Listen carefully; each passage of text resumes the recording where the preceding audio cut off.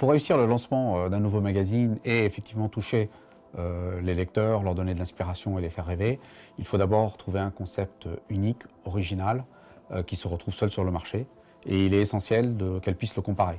Donc là où nous intervenons, c'est que nous avons d'excellentes rédactions qui arrivent à trouver des magazines, des nouveaux concepts, des nouveaux positionnements qui répondent à ces attentes. Si on prend l'exemple de Flow, Flow a été créé autour du concept du bien-être, de l'ouverture sur les autres, de l'ouverture sur le monde. Le magazine est composé de 4 grandes parties avec des qualités de papier différents et ça a répondu vraiment à un besoin, à une attente des lectrices sur ce type de segment. Il est sûr et certain que ces tendances sociétales commençaient à apparaître et ont été reprises dans leur intégralité par la rédaction et tout cet ensemble de choses retrouvées dans un même magazine a fait son succès. Et c'est arrivé à point nommé.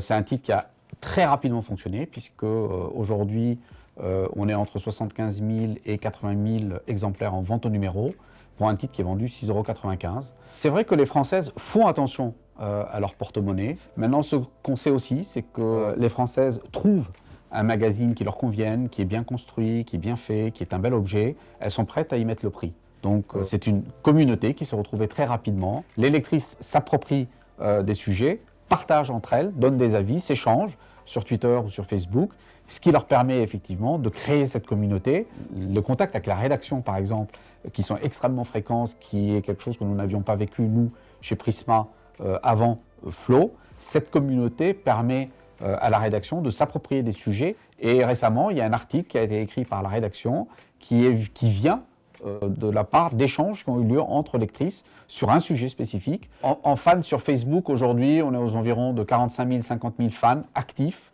qui communiquent entre elles. Donc on a réellement un sentiment d'appartenance à une communauté qui s'est développée sur les réseaux sociaux. Maintenant, ce qui est intéressant, c'est qu'effectivement, la structure du magazine, la structure du lectorat, le bien-être, le plaisir, le partage avec les autres et la découverte des autres et du monde fait que, effectivement, cette communauté s'est très rapidement retrouvée. Alors, je pense qu'il ne faut pas opposer le digital au print. Ce sont deux médias complémentaires, totalement complémentaires. À l'heure du développement du digital, qui chez nous est en très forte progression, on continue à croire au print, c'est notre corps de métier. En 2015, effectivement, on a lancé 3 nouveaux magazines sur la famille des féminins. Le point important de notre communication, c'est de faire savoir aux lecteurs potentiels qu'il y a un nouveau magazine qui est arrivé qui peut répondre à leurs besoins.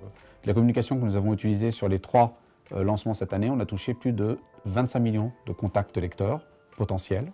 Nous utilisons aussi le Web to Store, puisqu'on utilise notre base d'abonnés à qui nous envoyons des messages pour les alerter sur l'arrivée d'un nouveau magazine dans les points de vente. Pour un titre comme Serengo, par exemple, qui est un titre qui rentre sur un marché plutôt mature, on avait fait aussi de la télévision et de la radio.